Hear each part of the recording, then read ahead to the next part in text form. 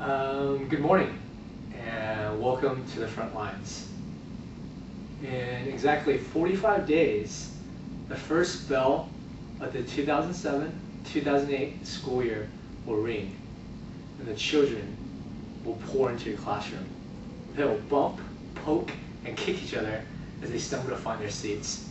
They will be laughing, giggling, cussing as they ask you what the date is, ask to borrow a pencil, and invariably ask to go to the restroom because Mr. It's really an emergency.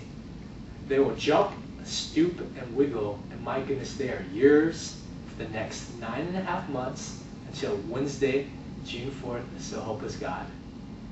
Their lives, your lives are colliding, and for better or worse, we will all be forever changed.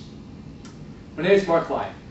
I was born in Taiwan, but grew up in Port Lavaca, Texas, a town of 12,000 on the South Texas coast. Port Lavaca has 6 industrial plants, 2 Chinese restaurants, and a Walmart. I graduated in 2004 from Rice University with a BS in electrical engineering and went to work for Accenture, an IT consulting firm. After 2 years, I found the work unsatisfying, and last May, I drew a deep breath and gave my 2 weeks notice.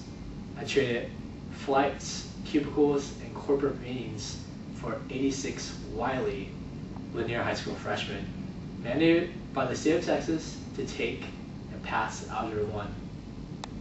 1 year later, I'm here to tell you the trip, while bumpy, is well worth it. I want to share with you 2 things I've learned this year. Number 1, meet your kids where they're at. And number 2, take care of yourself. Number 1, meet your kids where they're at. Number 2, take care of yourself. A lot of people say the problem with kids is laziness. You know, we're all human and predisposed to taking the easy way out. I'm not arguing that. However, I will submit this to the jury. Kids want to succeed. Kids want to be successful, kids want to be smart, kids want to excel. And it's up to you, classroom teacher, to make that success achievable. If kids don't think they can do it, they won't. They won't try, they will be lazy, they will misbehave. If your kids in the 10th grade don't know how to add and subtract negative numbers, a 6th grade concept, well, you teach them how to add and subtract negative numbers. If your senior English class can't tell the difference between a noun and a verb, you teach them the difference between a noun and a verb. Teaching to the kids means sometimes deviating from the curriculum, the 6-week test, the tax test. Don't forget, this is a kid's education we're talking about. Yes, they must pass the tax to graduate, but more importantly, they must be educated. Deep, critical, creative thinkers to succeed in this globalized society. We must not blame last year's teachers, the parents, or the system. Yes, these kids come from hard backgrounds, but for 180 days, they are yours to mold, to teach, and to love. And the responsibility, the burden of education falls at our feet. When kids misbehave, they are talking to you. When they won't sit down, when they won't shut up, when they won't stop throwing paper, they are sending you one simple message.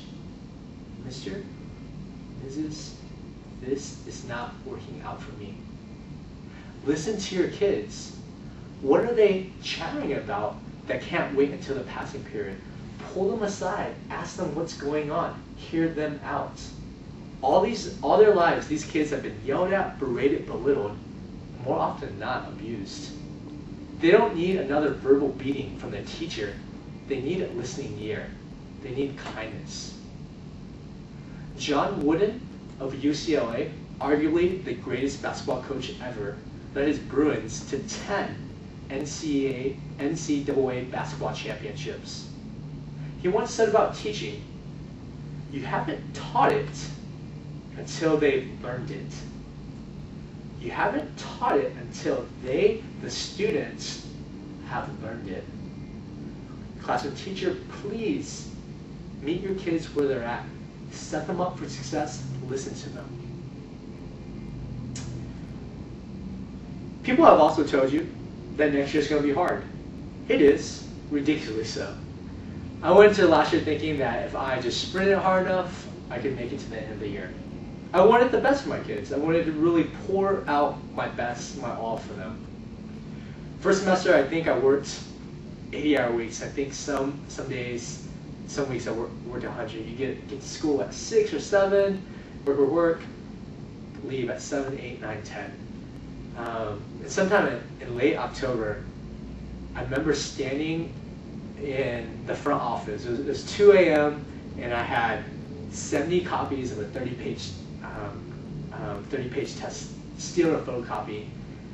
And I just wanted to cry. I just felt overwhelmed. I felt I was on the verge of chaos. My classroom was just going to go nuts because I wasn't prepared.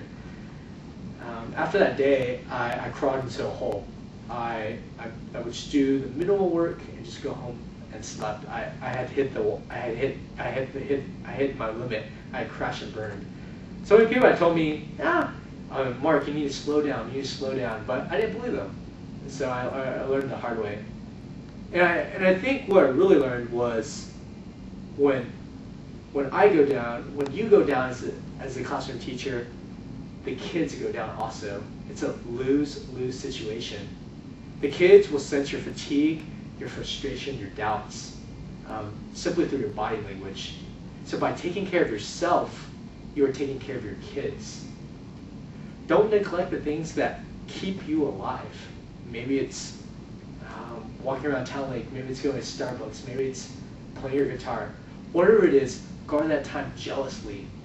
For me, it was working out, praying, and calling home, calling friends and family.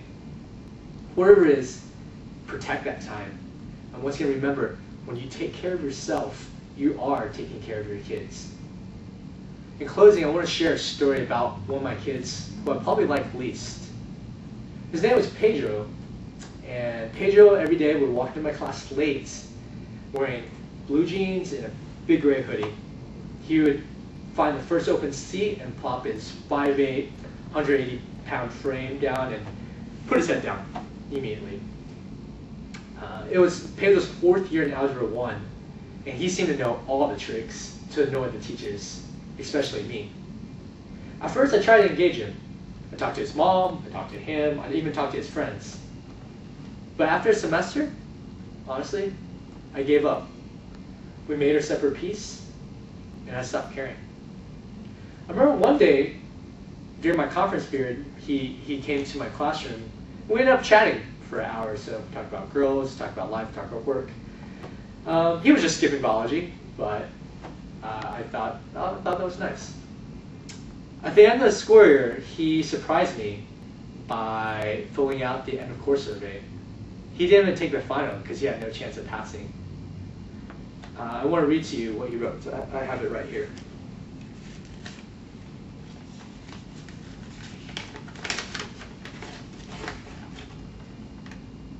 Hope you have a good summer break and hope you find yourself a great girl. Sorry that I was mean to you. Pedro.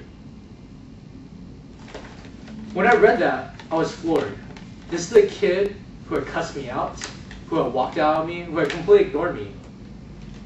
And I had no idea that he cared, that I cared. I had no idea that my efforts first semester had actually made it through that shell. I'm amazed that we're part of these kids' lives.